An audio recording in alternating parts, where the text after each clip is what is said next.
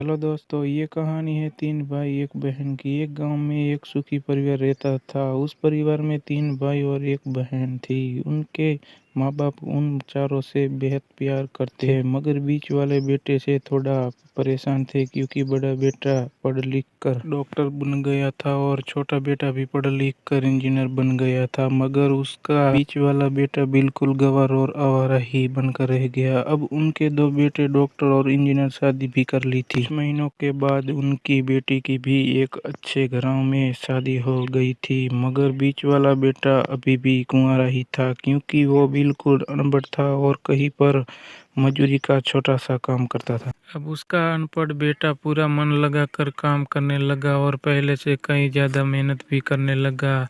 अब तो उसे कोई भी दोस्त बुलाने आता था तो वो उससे यही कहता था कि मैं भाई पहले तो जैसे तैसे अकेला कमा कर खा लेता था, मगर अब मेरी शादी हो गई है तो मुझे अपनी पत्नी के लिए भी कमाना पड़ता है और कल को आने वाले बच्चे के लिए भी तो कुछ जोड़ना ही पड़ेगा। इसलिए दोस्त अब मैं तेरे साथ नहीं घूम सकता। ये कहकर उसका गवार लड़का सीधा अपने काम पर निकल जाता है। अब वो उसके दोनों भाई डॉक्टर और इंजीनियर आपस में ये बात करते हैं कि हम दोनों तो उस गवार से कहीं ज़्यादा पैसे कमाते हैं, इसलिए अब सब घर और ज़मीन का बंटवारा कर लेते हैं और उस गवार से अलग हो जाते हैं क्योंकि अब वो हमारे बराबर का कभी भी नहीं कमा सकता। इसलिए उन दोनों भाइयों ने अपनी माँ के लाख मना करने के बावजूद भी बंटवारे की तारीख तय कर दी और उन्होंने अपनी बहन को भी बुलवा लिया और अपने गवार भाई से भी कह दिया कि आज तुम अपने काम पर मत जाना क्योंकि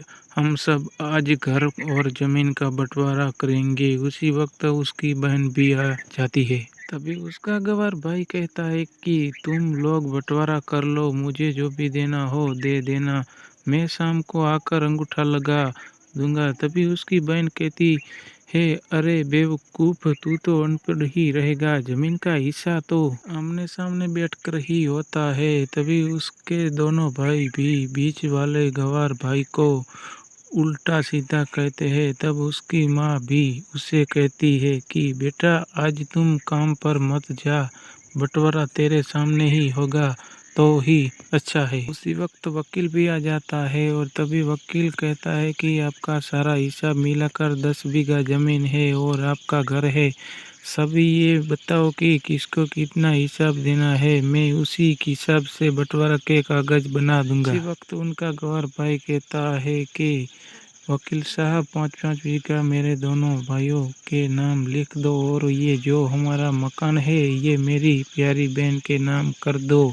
तभी उसके दोनों भाई और बहन पूछते हैं,